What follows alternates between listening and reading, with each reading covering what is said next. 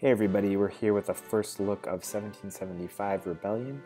This is the first digital game from Academy Games and is made by a well-known developer Hex War, which we've been following a lot of their stuff. This is a war game, though it was always told to me as like kind of a lighter war game, the war game for the whole family. Very educational and goes through the Revolutionary War of the United States. There are 4 factions in the game that split into 2 teams of 2. In the game, you'll be adding armies to different territories that you control. Once you do that, you'll be using these armies and moving them into combat situations.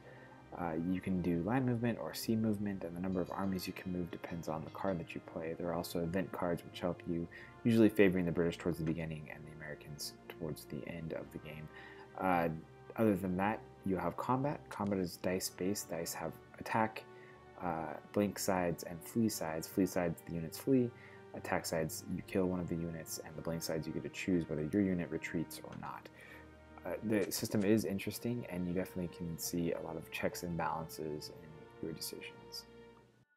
The game also features online play. I haven't had a chance to check this out yet, though if you're familiar with the Hex War games, I believe it's going to be similar to that in terms of quality.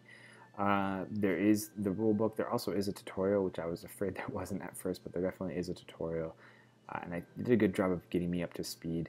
On top of that, there are a lot of really interesting settings. If you want the game to look more like the board game, there are settings to do that. There's camera settings and many other settings to tweak. I'm a bit of a wargaming convert, so I was a little daunted at first, but once you understand the systems are really not that complex compared to a lot of games out there. There is definitely some strategy there, and I'm not saying it's in any way too light, but what I'm saying is if you're not an avid wargamer, I think this one might be okay for you.